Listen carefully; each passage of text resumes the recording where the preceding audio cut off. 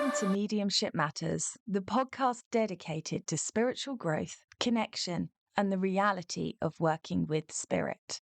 This season is proudly sponsored by Spirit Social, the brand new online community for the spiritually curious. It's a space where you can connect, share experiences, and access exclusive content without the noise of mainstream social media.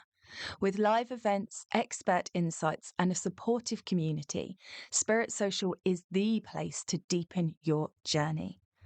Take part in the free 6-month trial by visiting spiritsocial.co or downloading the app from the App Store now. Hello and welcome to Mediumship Matters with me, Hannah McIntyre. How are you doing? Today, I've got a question from Grace that I wanted to try and dedicate a whole episode to because it's a big topic and we'll see how we go. So let me start by reading out Grace's email. Hi, Hannah. My name's Grace, and I've been a huge fan of your podcast for over a year now.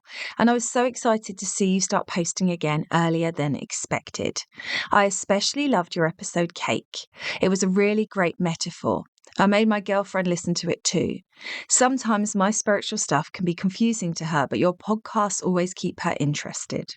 Anyways, I've never attempted at a mediumship reading before. I've given lots of tarot readings, but for some reason I'm very intimidated about the idea of trying to make a spirit connection for someone. I was wondering if you had any advice about what the structure of a reading would look like for someone who is beginning. I haven't really seen any videos on people attempting when they're just starting out. I feel like being able to see what it looks like for someone else just starting and know what's going on in their head would help for me so much to try to start. Any advice would be greatly appreciated. Thank you so much for continuing the podcast. I always learn so much. Now, where do I begin with this? Let's start by the intimidated thing. It is. I mean, I'm not sure that it should be, but it was for me too. So it is always more intimidating. It's more intimidating to do evidential mediumship than it is to do any other form of reading, in my opinion. And that's because I think of the proof element. So in a card reading, you spend a lot of time in the future, so people may not know if that's true or not. You can kind of have the get out of jail free card, if you like, of, well, it hasn't happened yet, so wait and see how it unfolds. If you are doing a channeled message from spirit, generally speaking, they're one size fits all. They do fit all, and I'm not saying they're not working with spirit or anything like that, but they're easier to get through in some shades of grey than an evidential where you've got to provide the goods. Adding into evidential, of course, that people are under a lot of pressure. Mediums are under a lot of pressure. Someone's grieving. You've got to provide the goods. They don't just want to hear from anybody in the spirit world. 9 times out of 10, they've got someone particular they want to hear from. And that complicates things somewhat. So, the structure. Now, I am going to help, don't worry, but I want to start by saying the structure should look how you want it to look. And that is really, really important.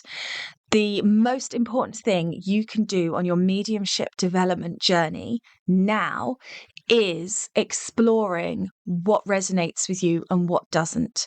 Experimenting with doing readings different ways to find the way that lights you up. There's been a lot of conversation between me and my students recently about what kind of medium you want to be. And I think that is the key to it all. It's not necessarily about having it prescribed to you, but more what resonates with you, what lights you up.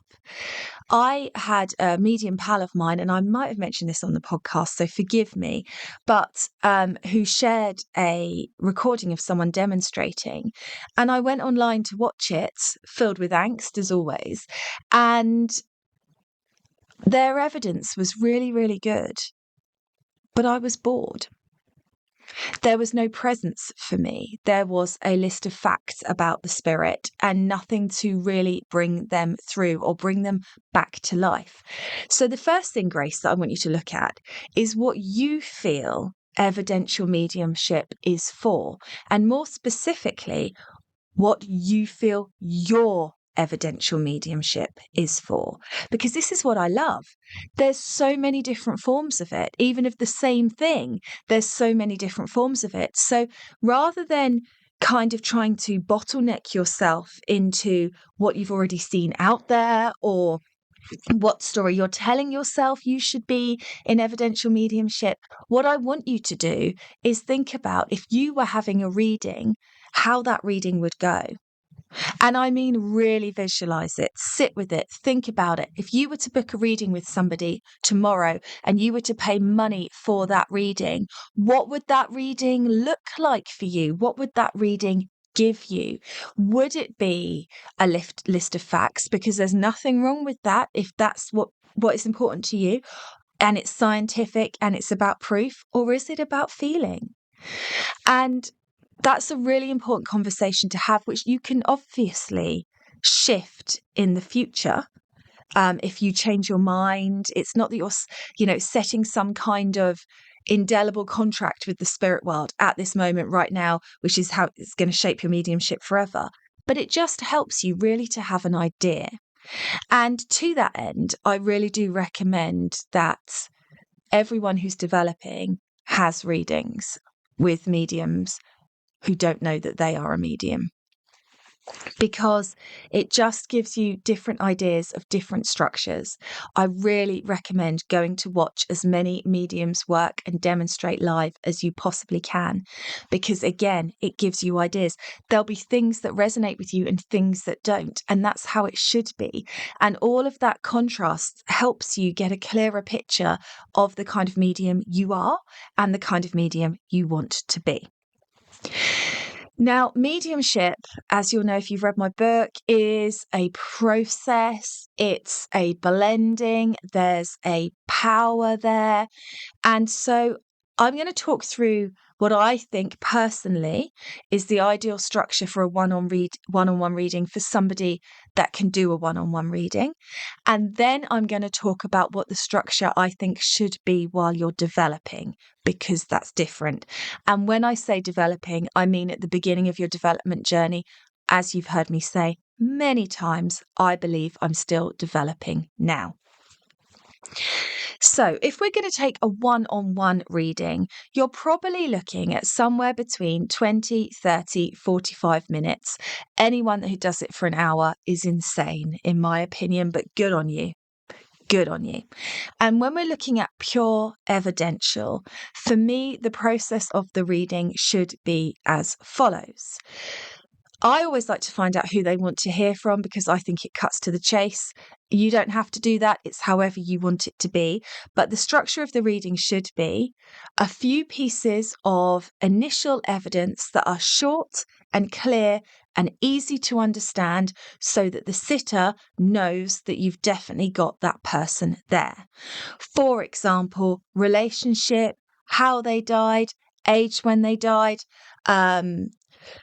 maybe some bits about their appearance, not going into an audio description of their appearance, but I know this person is elderly and walks with a stoop.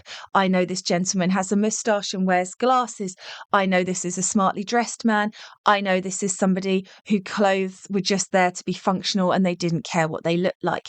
So those kind of things, not describing them head to toe before all my students come for me, but just some sort of highlights.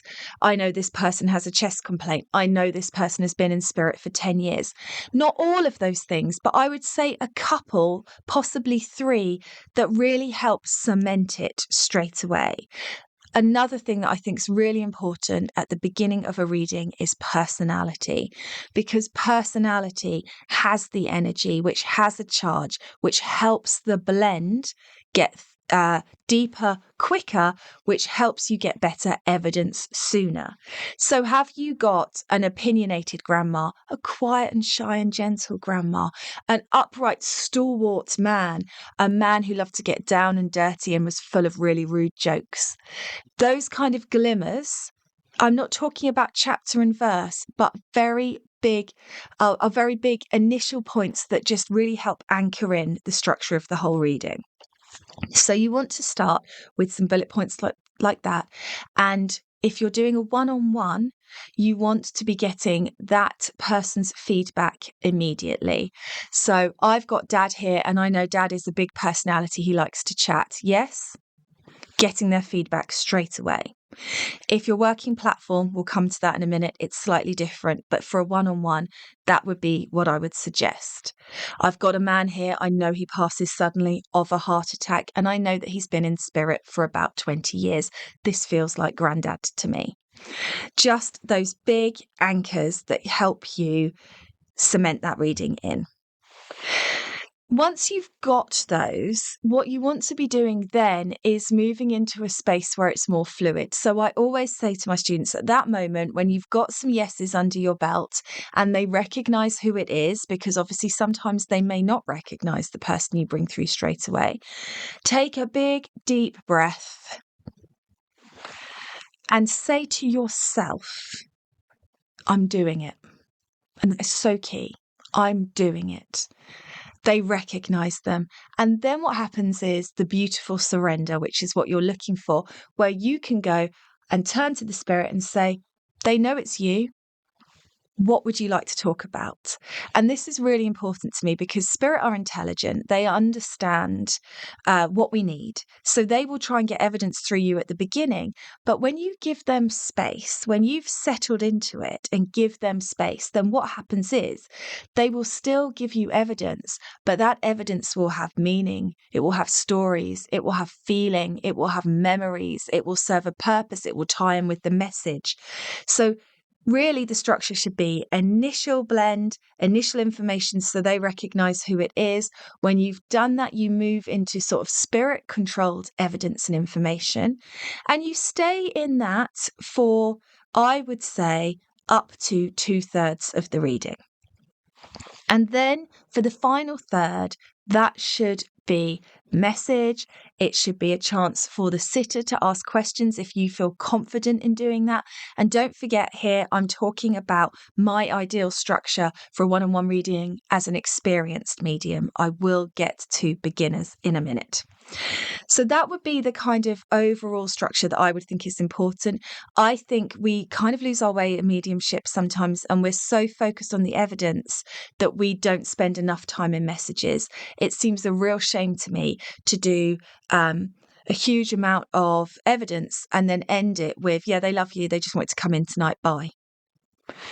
You know, if we're doing our job properly, it should be healing, it should be helping, it should be reconnecting. So allowing for that. If you're working on platform, the process of an ideal reading for me is slightly different. So in that case, you bring through enough evidence initially and as quickly as you can, still bullet pointy, still short, clear, easy to understand information, but you're judging the size of your audience to see if you've been specific enough. As simple as that.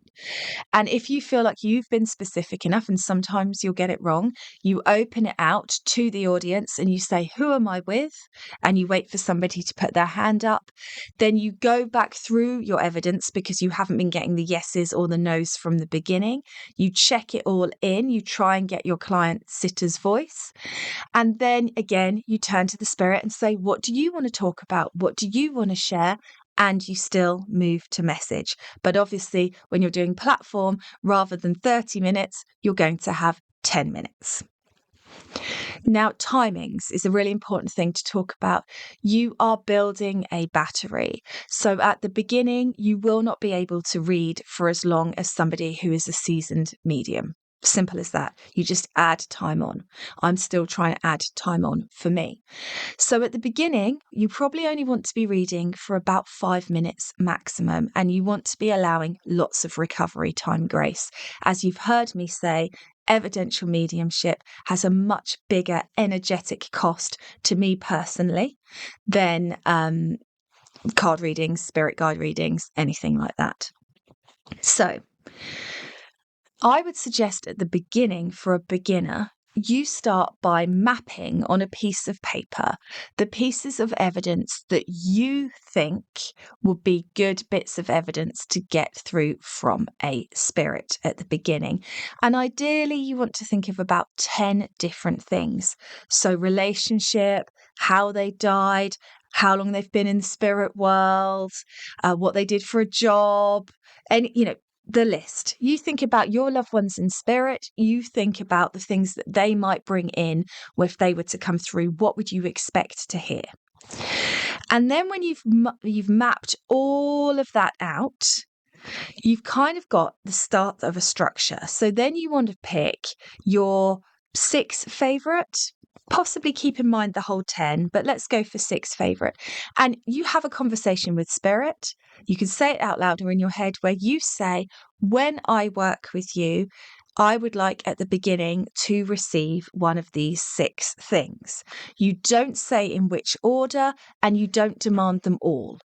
And the reason we don't demand them all is because spirit in their intelligence know that there are certain bits of evidence you're able to receive in a moment and certain bits you aren't. So if you go down that list and you say, now I want to know how they died, you're going to close off all your other valves and be unable to perceive something you would be able to get. So what you're really doing is opening up with a kind of, I want to feel your personality. I want to feel your gender. That's a really good one to start. I want to feel whether you're male or female. And I want to feel your personality. They're the 2 main ones that I would always recommend starting with. So you lean into the spirit world, you feel the impression of their gender, you feel the impression of the kind of person that they are. And you feel into their strengths, their weaknesses, their whole, multifaceted. We're not talking just, I've got a woman who's chatty. There's so much in personality you can get.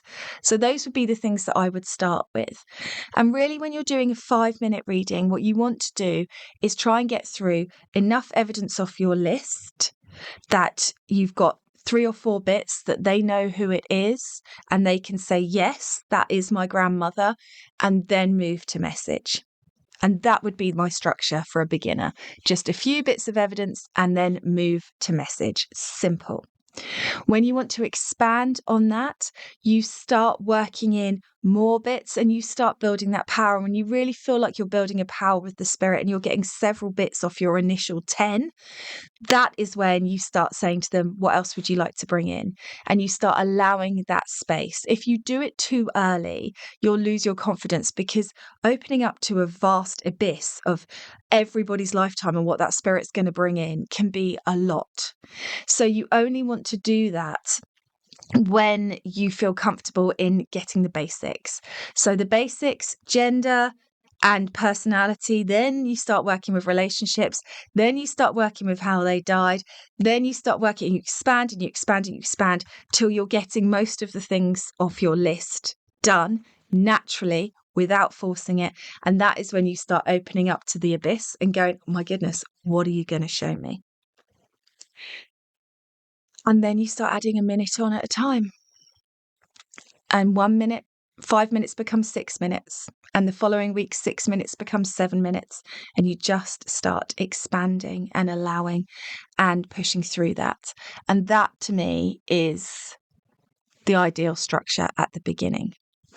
Now, some of my students find that because they've got very overactive imposter syndrome minds, it is better for them at the beginning to practice a stream of consciousness. So you might want to do that. So in that space, you open up to a spirit, you say, give me everything, and you just speak it. And you don't get any response from your sitter. They write down every single thing that you say. And you do that for 3 or 4 minutes. And then at the end, they can go through and they can tell you what you got right and what you didn't. And that's a good activity just about getting yourself out of the way. One of the reasons I really insist upon short direct bits of information at the beginning, whether you're doing a one-on-one or you're doing platform, is to give the sitter clarity, because sometimes we witter. There's nothing there's nothing worse than somebody doing a reading and going, I've got a woman here and she feels like mum. She might not be mum, she might be stepmum, or it could be aunt. I've definitely got a woman here, but and by the time they've wittered their way through every single female in the family tree, you've got no clarity and you don't know who it is. So I would rather have a student that say, I've got mum here, and be wrong, than have a student that gives 6 possible or says female energy. Give me a break. And says that, then works the other way. Now, female energy, give me a break, I'm fine about at the beginning, and I just want to make that clear. But when you're working as a professional medium, on occasion, of course, but not all the time. Not every link. So that is kind of the way that I think that the structure should work at the beginning, which is the initial pieces of evidence, then more expanded evidence that is slower, that has more depth, have more meaning, can be unfolded, you can tell a story about, moving to a message, but making sure you've got enough in the pot energetically that the message isn't an afterthought, but is actually something with real meaning and real purpose, and working through that. Sometimes I make my students do the message first, and I really recommend things like this to experiment with your mediumship and play with it. Don't just go, okay, this is the structure and I must stick with it. That's my preferred structure. What's the preferred structure for you? And some mediums I know go through big, deep bits of evidence straight away. And I think that's fine, as long as you can trust your blend. If you're an absolute beginner, I think the worst thing you can do for your mediumship is be really slow at the beginning, because you'll spend ages describing something and your sitter will say, I've got no idea what that is, and you've wasted all that time. You're better off being quick, direct, getting through it, getting those yeses, and sometimes those nos. When you get no's at the beginning of a reading, I really recommend, especially for beginners, that you don't try and correct them. You just go, okay, and move on. And if, for example, it's something like relationship and you start getting annoyed because you don't know who this is, then say to your sitter, who is this to you? Because I can't get it.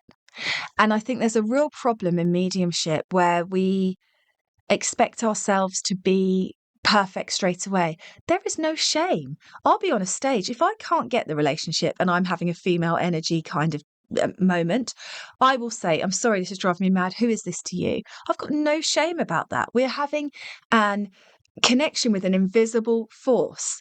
What do you expect from yourself? So don't be afraid, if it's starting to bug you, to ask the sitter, who is this? If you haven't already said to them, who do you want to hear from? Which obviously cuts to the chase. So that is my ideal structure. What else do I want to say to you about this? It's really important to get your sitters' responses, that you need their yeses and their nos.